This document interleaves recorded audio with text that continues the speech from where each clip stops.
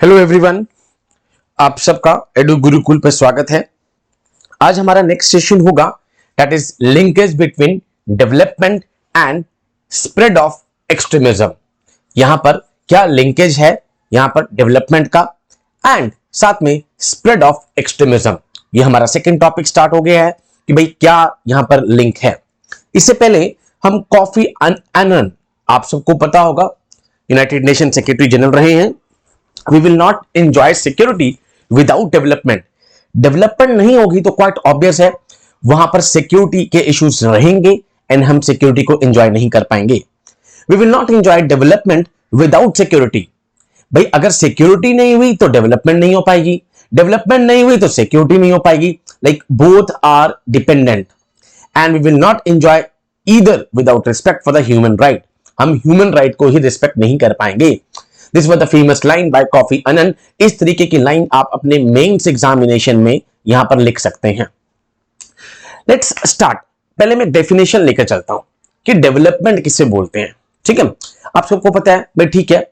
यहां पर किसी के पास घर है, एक मान लेते हैं, किसी के यहां पर एक लाइफस्टाइल है, एक इनकम है। अब आप देखते हैं कि इन सबको डेवलपमेंट में रोड्स बनी हुई हैं, अगर आप कहें इंफ्रास्ट्रक्चर बना हुआ है, हम अगर देखें एक डिसेंट लाइफ चल रही है, एजुकेटेड लाइफ चल रही है, हेल्दी लाइफ चल रही है, पॉवर्टी की इश्यूज नहीं है, that get included in the development. Development means the process of expanding people's capability and choices. भाई यहां पर जो भी कैपेबिलिटीज और चॉइसेस हैं उनको एक्सपेंड करना, that is called a development.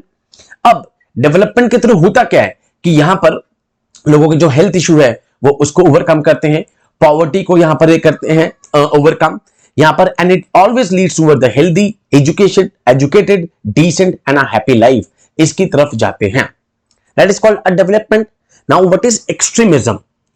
Extremism को मैंने आपको पिछली बार भी बताया था कि कोई भी एक्सट्रीम पॉलिटिकल, कोई भी तीन एक्सट्रीम, अब कुछ भी, अगर आप अपने एक्सट्रीम रिलीजियस बिलीफ बना लीजिए, अपने एक्सट्रीम सोशल बिलीफ बना लीजिए, एक्सट्रीम पॉलिटिकल बिलीफ बना लीजिए, एक्सट्रीम आइडियोलॉजिकल बिलीफ बना दीजिए, एंड दैट टुवर्ड्स किसी एक पर्टिकुलर इंडिविजुअल के अगेंस्ट या एक कंप्लीट नेशन के against, that is called a extremism.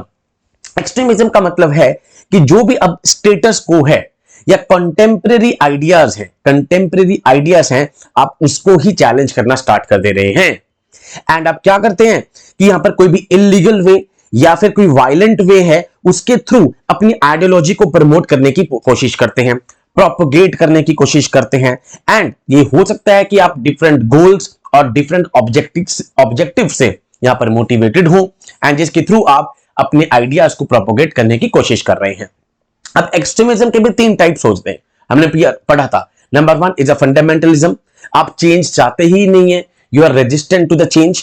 Number 2 Naxalism, अलग से डिस्कस करेंगे इसको हम, LWE, the biggest threat to the internal security. Third is the terrorism, हमने पढ़ा था टेररिज्म, जिसमें आप वायलेंट तरीके से एक फियर क्रिएट करना चाहते हैं, दैट इज कॉल्ड एक्सट्रीमिज्म। क्या क्या फैक्टर हैं जो कि रिस्पॉन्सिबल हैं टुवर्ड द एक्सट्रीमिज्म, हम उसको भी डिस्कस करेंगे। अंडर डेवलपमेंट एंड एक्सट्रीमिज्म, ये दोनों बाय डायरेक्शन और यहां पर कॉजल रिलेशनशिप है, which where one always leads to the another. एक हरदम दूसरे की तरफ आएगा और एक विशियस सर्कल है, यूं घूम के वापस आ जाएगा, that is the relationship between the under development and extremism. अब यहां पर इस वाली स्लाइड में, इससे पहले हम ये पढ़ते हैं कि कौन कौन से फैक्टर्स हैं that are responsible for the extremism. Okay, now number 1 is the governance deficit. Number 1 है गवर्नेंस डेफिसिट। अब ट्राइबल्स लोग ये कहते हैं कि भाई जो भी यहां पर गवर्नेंस है, यहां पर प्रॉपरली हम तक रीच आउट ही नहीं हो पाती है, इसलिए वो क्या करते हैं, अपने खुद के रूल रेगुलेशंस में आना स्टार्ट कर देते हैं। उनको लगता है कि गवर्नमेंट की जो पॉलिसीज हैं उन तक पहुंच ही नहीं पा रही है, एंड ट्राइबल्स को यहां पर स्कीम से डिनाई रखा जा रहा है, दूर रखा जा रहा है, एंड धीरे धीरे उनमें एक एलिमिनेशन की भावना जाग जाती है। Number 2 socio economic issues. Socio economic issue आपसे पता लग रहा है, सोशो इकोनॉमिक मतलब लैक ऑफ एजुकेशन। भाई आपके पास एजुकेशन नहीं है, बेसिक इम्यूनिटीज नहीं है, इंफ्रास्ट्रक्चर फैसिलिटी नहीं है, ये सब आपको टुवर्ड्स एक्सट्रीमिज्म लाने की कोशिश ले जाएगी धीरे धीरे करके। Number 3 is a secessionist policy, कि भाई सेपरेट स्टेट, जैसे आपने देखा नॉर्थ ईस्ट में बोडोलैंड वाला हो गया, नागालिम वाला हो गया, अलग से ही यहां पर एक डिमांड हो गई। Okay, now next is the गुलिबल targets. गुलिबल targets मतलब जो इजीली टारगेट्स हो रहे हैं, for example the tribals one. जब ट्राइबल्स को बेसिक एजुकेशन नहीं मिलेगी, इंफ्रास्ट्रक्चर नहीं मिलेगी, तो हम देखते हैं कि धीरे धीरे उनको इजीली चैलेंज, यहां पर इजीली टारगेट कर दिया जाता है। नाउ इसके कारण वो डिस्कनेक्ट हो जाते हैं एक मेन सोसाइटी से, जो भी मेन स्ट्रीम सोसाइटी चल रही है उससे वो धीरे धीरे डिस्कनेक्ट हो जाते हैं। एंड हम देखते हैं कि सबसे बड़ा इश्यू तो लैंड ही निकल कर आता है, उसको हम अभी डिस्कस करेंगे। एंड धीरे धीरे ये चीजें उनको एक एक्सट्रीमिज्म की तरफ, extreme behaviour, extreme political ideology की तरफ ले जाता है। इसका सॉल्यूशन क्या है हम बिल्कुल लास्ट में डिस्कस करेंगे, वहां पर आपकी इंडियन पॉलिटी भी कनेक्ट होगी। ये देखिए गवर्नेंस डेफिशिट, भाई गवर्नेंस डेफिशिट हुआ, भाई यहां पर गवर्नेंस दैट मींस गवर्नमेंट की पॉलिसीज ढंग से नहीं पहुंच पा रही हैं, leads lack of livelihood opportunities, भाई आपके पास proper food, shelter, health facility, infrastructure facilities यही नहीं पहुंच पाएगी। That leads to weak socio economic indicators, ठीक है, अगर लाइवलीहुड अपॉर्चुनिटीज नहीं होंगी तो सोशो इकोनॉमिक इंडिकेटर्स आपके वैसे ही वीक हो जाएंगे। एंड धीरे धीरे आप देखेंगे डिसचैंटमेंट हो जाएगी, एंड ये कहां पर ले जाएगा आपको, एक्सट्रीमिस्ट एरिया ऑफ इन्फ्लुएंस बढ़ता जाएगा। ये एकदम से तो नहीं होगा, बट धीरे धीरे करके हम देखते हैं कि ये चला जाएगा। एंड जैसे ही आप एक्सट्रीमिज्म की तरफ आ जाएंगे तो इसके क्या इंपैक्ट होंगे। Number 1 is the social threat या सिक्योरिटी थ्रेट। सबसे बड़ा तो सिक्योरिटी थ्रेट ही है नंबर 1, कि आप सिक्योरिटी थ्रेट, आप यूनिटी और डाइवर्सिटी ऑफ नेशन को ही चैलेंज करना स्टार्ट कर देंगे, आप फंडामेंटल राइट्स को यहां पर चैलेंज करना स्टार्ट कर देंगे, आप यहां पर डेवलपमेंट जो एक्टिविटीज हैं उसको रोकना स्टार्ट कर देंगे, एक पॉलिटिकली इंस्टेबिलिटी यहां पर क्रिएट हो जाएगी। एंड हम देखेंगे धीरे धीरे करके डेमोग्राफिक लॉस होना स्टार्ट हो जाएगा, बिकॉज यहां से माइग्रेशन स्टार्ट हो जाएगी यूथ्स की, that is called demographic loss, political instability यहां पर, ठीक है, टूरिज्म इंडस्ट्री को इंपैक्ट पड़ेगा। ये सब हम डिस्कस करेंगे कि किस तरीके से एक्सट्रीमिज्म में क्या क्या हो सकता है। एंड इस लेक्चर के लास्ट में हम सॉल्यूशन भी यहां पर डिस्कस करेंगे कि भाई इसके सॉल्यूशन क्या है, एक्सट्रीमिज्म को कैसे रोका जा सकता है, जहां पर आपके थोड़ी सी पॉलिटी के एंगल्स भी जुड़ेंगे, that is the 5th schedule, 6th schedule, ये सब। Okay, now how this under development causes the extremism. Okay, यहां पर एक्सट्रीमिज्म दिस स्पेलिंग जल्दी में थोड़ी सी गलत हो गई है। एक्सट्रीमिज्म किस तरीके से अंडर डेवलपमेंट यहां पर कॉज कर रही है। अंडर डेवलपमेंट ऑलवेज कॉज या क्रिएट्स डिसकंटेंट। डिसकंटेंट मतलब कि आपको जो बेसिक नेसेसिटीज हैं आपकी, यहां पर आपके पास वो ही नहीं पहुंच रही हैं, आपके लाइवलीहुड की जो बेसिक चीजें हैं वो नहीं पहुंच रही है, आप लैंडलेसनेस होते जा रहे हैं। एंड कुछ आपको पता होगा CPR, that is common property resources. Common property resources क्या हो गए, फॉर एग्जांपल फॉरेस्ट हो गए, वाटर रिसोर्सेज हो गए, पास्चर्स हो गए, भाई अगर यहां पर इनके लिए डिफिकल्ट हो जाएगा, जो कि इन रिसोर्सेज के ऊपर ही डिपेंडेंट हैं, अगर ये नहीं होंगे तो। एंड इसके बाद हम कह सकते हैं कि एक डिस्क्रिमिनेशन या अनटचेबिलिटी या डोमेस्टिक वायलेंस या एट्रोसिटीज बढ़ने के चांसेस ज्यादा होंगे। क्वाइट ऑब्वियस है, जब आपको सोशो इकोनॉमिक डिप्रीवेशन होगा, लाइवलीहुड से डिनाइल होगा, तो यहां पर डिसकंटेंट आएगा। एंड जैसे लैंडलेसनेस होगा, यहां पे और डिफिकल्ट हो जाएगा पुअर्स के लिए, बिकॉज वो तो डिपेंडेंट ही इस पे हैं।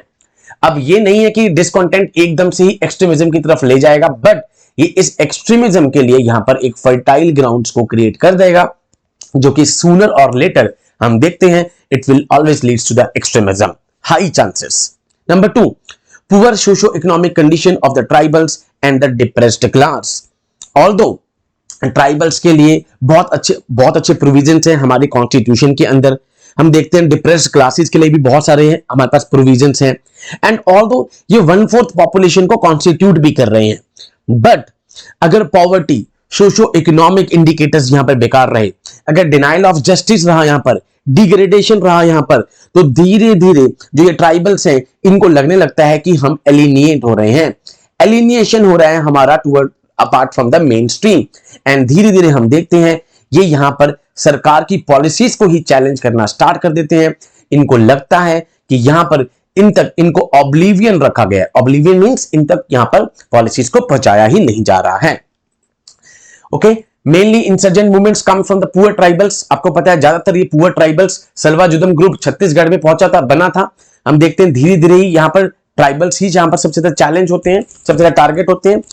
क्यों? Rural poverty, socio economic disadvantage, low education, limited employment opportunities है नहीं उनके पास। यहां पे ये धीरे धीरे उन्हें एलिनेट कर देती है अमंग्स द ट्राइबल्स एंड उसे दूर कर देती है। Done. Okay, number 3, lack of access to basic resources.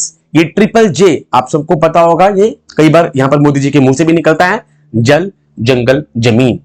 भाई वाटर, फॉरेस्ट और लैंड, भाई सर्वाइवल के लिए ये तो सबसे ज्यादा इंपॉर्टेंट है।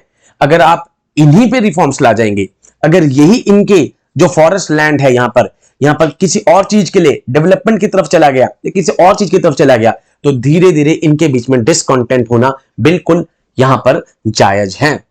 हम देखते हैं कि इसी कारण फॉरेस्ट कंजर्वेशन एक्ट 1980 भी आता है, जो ये कहता है कि कोई भी फॉरेस्ट लैंड डाइवर्ट नहीं होना चाहिए toward the non forest use without the permission of union government. Forest act कह चुका है। टेनेंसी रिफॉर्म्स भी कुछ स्टेट में अभी तक यहां पर इंश्योर नहीं कर पाए हैं कि land belong to the tiller, main पे बिलोंग कर रहा है। पर हम धीरे धीरे देखते हैं कि लैंड की कितनी इंपॉर्टेंस है। जल, जंगल, जमीन, अगर आपने इसको ढंग से टैकल डाउन नहीं करा, अगर यहां पर लैंड होल्डिंग उनसे छीनती गई यहां पर जो उनके पास है, एंड वो नॉन फॉरेस्ट यूज के लिए यूज होती गई, तो धीरे धीरे हम देखते हैं इनका एक्सट्रीम बिहेवियर आने लगता है। फॉरेस्ट कंजर्वेशन एक्ट 1980 कहता है कि कोई भी no forest land shall be diverted towards non-forest use without union government permission. That is one. Next is diminishing common property resources. अभी हमने पढ़ा common property resources कौन कौन से आते हैं। लैंड आ गया आपके पास वाटर आ गया, आपके पास वेजिटेशन आ गया, वेजिटेशन रिसोर्सेज, जो कि एक रूरल इकोनॉमी को यहां पर सस्टेन करने के लिए एंड ऊपर लाने के लिए बहुत इंपॉर्टेंट है। बट एंड आप सबको पता है कि जो पुअर है वो बेसिकली इसके ऊपर ही डिपेंडेंट है।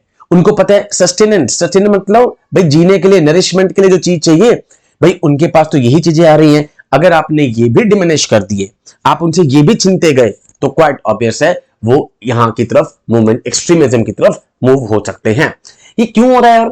आपको क्वाइट ऑब्वियस है, प्रोजेक्ट्स आ रहे हैं डेवलपमेंट के, इंडस्ट्रियलाइजेशन हो रही है, प्राइवेटाइजेशन हो रही है, डेवलपमेंट प्रोजेक्ट्स लगातार आते रहे हैं, जिसके कारण जो है जो पुअर्स हैं या तो यहां से डिस्प्लेस होते हैं या फिर इनका जो फॉरेस्ट लैंड है वो यहां पर नॉन फॉरेस्ट यूज के लिए यूज होता है, एंड धीरे धीरे हम देखते हैं ये टुवर्ड्स द एक्सट्रीमिज्म जाना स्टार्ट हो जाते हैं।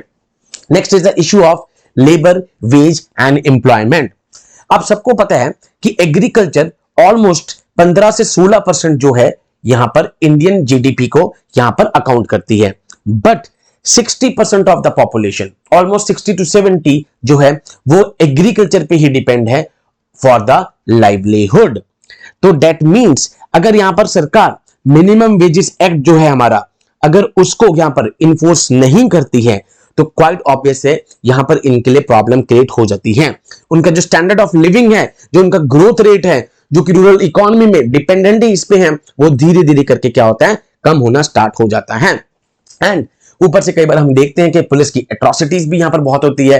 तो अगर ये इश्यूज होंगे लेबर के, वेज के, एम्प्लॉयमेंट के, that will always Leeds towards the extremism.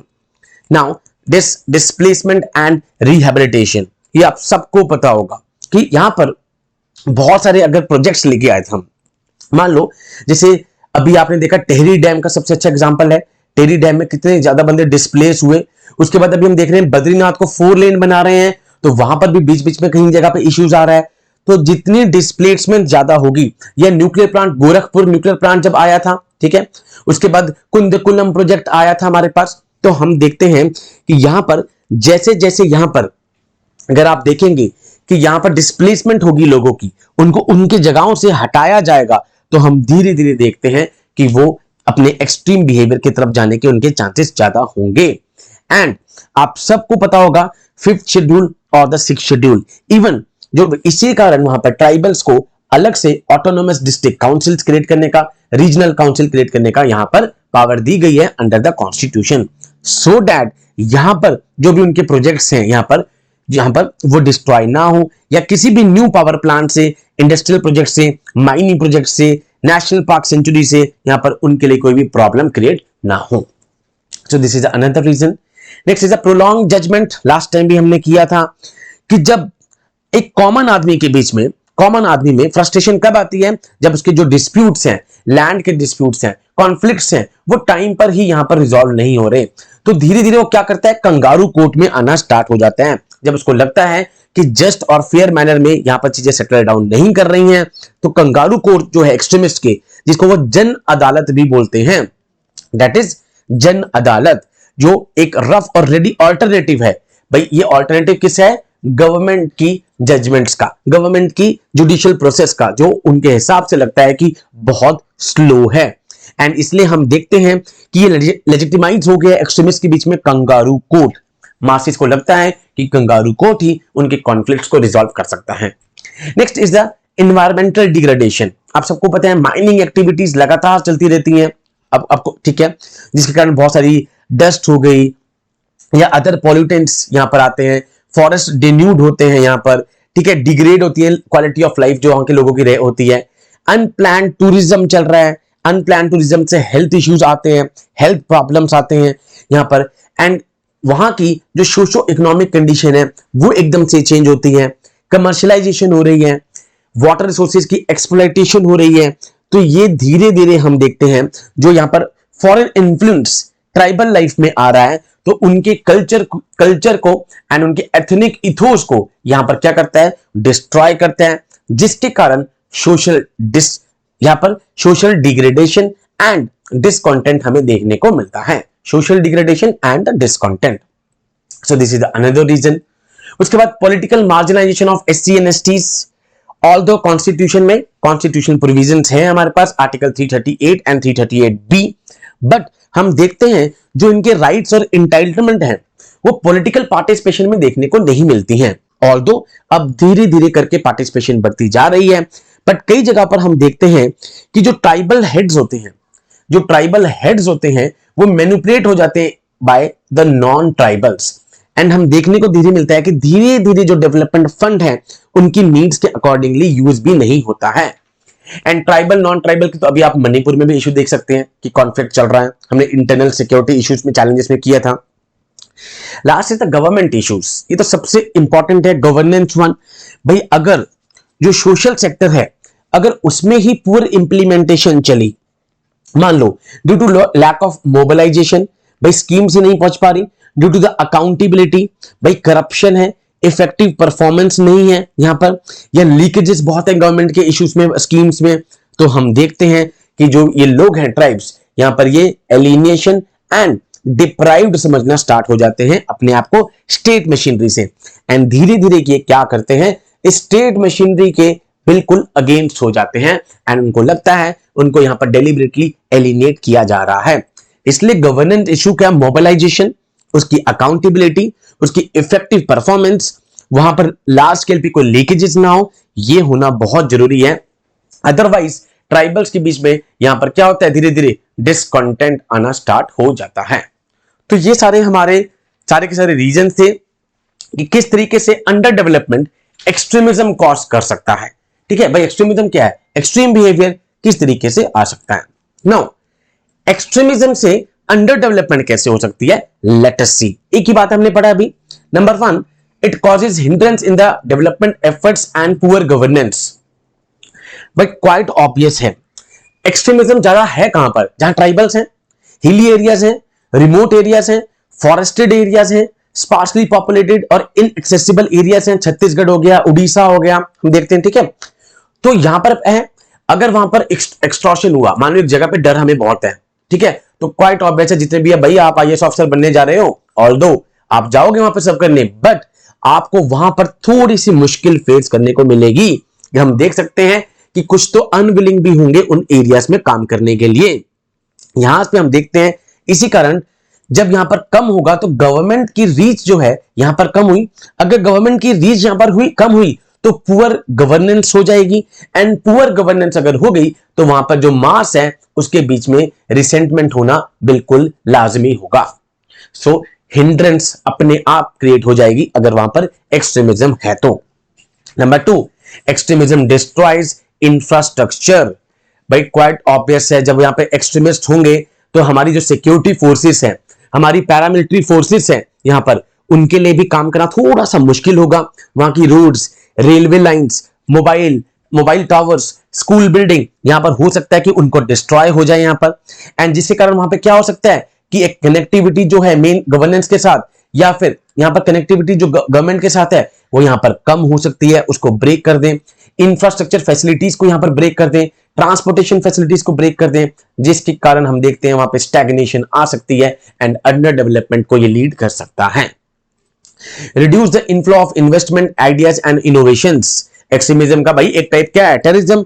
हमें देखना है कि जम्मू कश्मीर में हम देखते थे कि जब तक 370 यहां पर नहीं हटा था, यहां पर डी ऑपरेशनलाइज, तो क्वाइट ऑब्वियस है जम्मू में तो इन्वेस्टमेंट आ जाती थी, कश्मीर में इन्वेस्टमेंट बहुत मुश्किल से आती थी। तो हम देखते हैं कि इन्वेस्टमेंट आइडियाज इनोवेशन, भाई बड़ी बड़ी कंपनियां जहां पर क्यों आना चाहेंगी, जब उनको लगता है कि यहां पर टेररिस्ट एक्टिविटीज हो सकती हैं, यहां पर डेंजर हो सकता है, तो यहां पर अपने आउटसाइडर जो है वहां पर इन्वेस्ट करने की बिल्कुल कोशिश ही नहीं करेगा।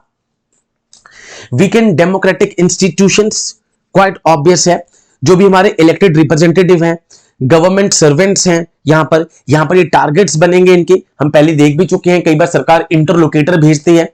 इंटरलोकेटर मींस सरकार की तरफ से जो भी यहां पर रिप्रेजेंटेटिव जाएगा, यहां पे सीनियर आईपीएस ऑफिसर को दिनेश्वर शर्मा जो कि इंटेलिजेंस ब्यूरो के हेड थे उनको भी भेजा गया। हम देखते हैं कि अगर यहां पर गवर्नमेंट सर्वेंट्स भी विलिंग नहीं होंगे, यहां पर गवर्नेंस डेफिसिट भी होगा, तो वहां पर क्या होगा, एक लीडरशिप वैक्यूम क्रिएट हो जाएगा।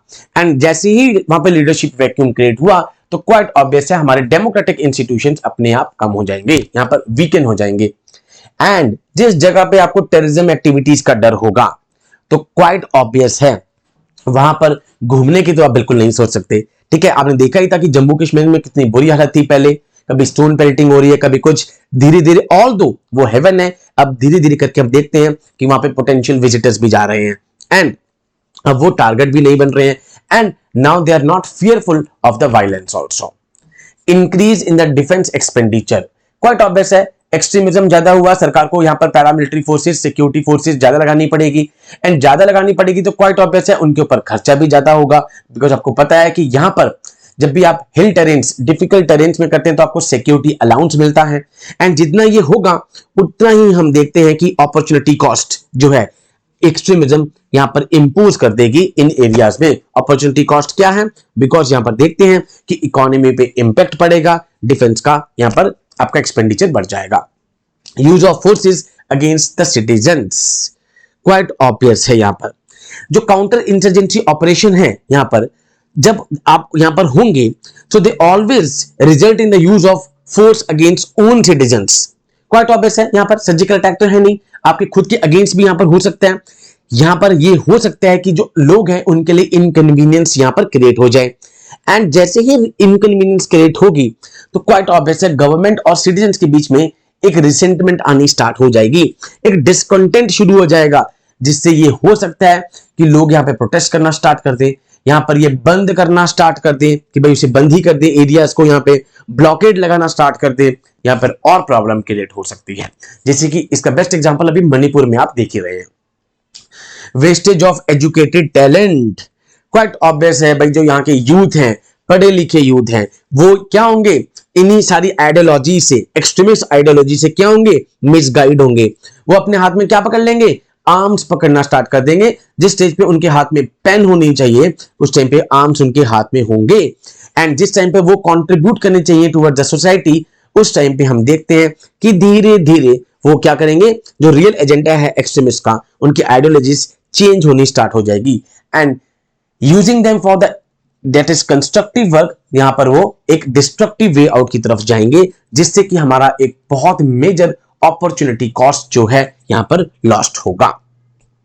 सो ऑल्दो इन चीजों से लड़ने के लिए हमने देखा है कि नीति आयोग आया है, सेंट्रल गवर्नमेंट ने रिप्लेस करा था पहले ही प्लानिंग कमीशन को, उसके बाद 5 ईयर प्लान चेंज हो गए हैं, जिसे नेशनल डेवलपमेंट एजेंडा से चेंज कर दिया गया है 15 साल के, एंड जिसमें हमने देखा है कि इंटरनल सिक्योरिटी को और डिफेंस को, ये मैं इसलिए बता रहा हूं क्योंकि इंटरनल सिक्योरिटी और डिफेंस को यहां पर लॉन्ग टर्म प्लानिंग के लिए इंक्लूड कर दिया गया है प्लान प्रोसेस में, यहां पर इंटरनल सिक्योरिटी को और डिफेंस को, सो दैट गवर्नमेंट इसकी तरफ यहां पर ध्यान रख सके, एंड एलडब्ल्यू के लिए तो सरकार काम बहुत कर भी रही है ऑलरेडी। तो अब सर इसका सोल्यूशन क्या है एक्सट्रीमिज्म का, अब एक्सट्रीमिज्म का नंबर 1 सोल्यूशन क्या है, स्प्रेड अवेयरनेस। पहले तो क्या है, अवेयरनेस स्प्रेड करो आपकी, यस भाई ये हमारी गवर्नमेंट की स्कीम्स हैं, इस तरीके से मोबिलाइज करो। Next is participative decision making. जब तक पार्टिसिपेटिव डिसीजन मेकिंग नहीं होगी तो क्वाइट ऑब्वियस है ये प्रॉब्लम रहेगी। Proper implementation of Pisa act, जो भी शेड्यूल ट्राइब्स हैं, शेड्यूल एरियाज हैं, उनके बीच में जो ट्राइबल्स हैं उनके लिए स्पेशल पीसा एक्ट है 1996, जो कि ग्राम सभा को यहां पर पावर देती है। उसके बाद 5th और 6th शेड्यूल का प्रॉपर इंप्लीमेंटेशन होना चाहिए, तभी होगा। डीरेडिकलाइजेशन ऑफ यूथ, डीरेडिकलाइजेशन ऑफ यूथ के लिए गवर्नमेंट को लगातार अपने प्रोग्राम्स चलाने चाहिए। गवर्नमेंट को लगातार यहां के सोशो इकोनॉमिक डेवलपमेंट के लिए काम करना चाहिए, उनकी इंफ्रास्ट्रक्चर के लिए, डेवलपमेंट के लिए। एंड मोस्ट इंपॉर्टेंट, जो कि मोदी जी हर बार बोलते हैं, लगातार डायलॉग यहां पर चलता रहना चाहिए with this alienated group. SDG 16, आप सबको पता होगा एसडीजी 16 जो कहता है proper peaceful and inclusive society, proper peaceful and inclusive society for sustainable development. यहां पर इसको भी यहां पर इंप्लीमेंट करने की बहुत जरूरत है। एंड तभी government authorities, government civil servants आराम से अच्छे से काम करेंगे एंड धीरे धीरे हम देखते हैं इस प्रॉब्लम को सॉल्यूशन निकाल सकते हैं। Main thing is the dialogue one, connection. जब तक आप ट्राइबल्स के साथ कनेक्शन आपका नहीं बनेगा तब तक उनको लगेगा कि हम एलिनेट हो रहे हैं। तो ये था हमारा आज का linkage between development and extremism. Next lecture में हम अपना LWE स्टार्ट कर देंगे, जो कि बिगेस्ट थ्रेट है at present to the internal security. So with these words, I conclude my session. Jai Hind to all.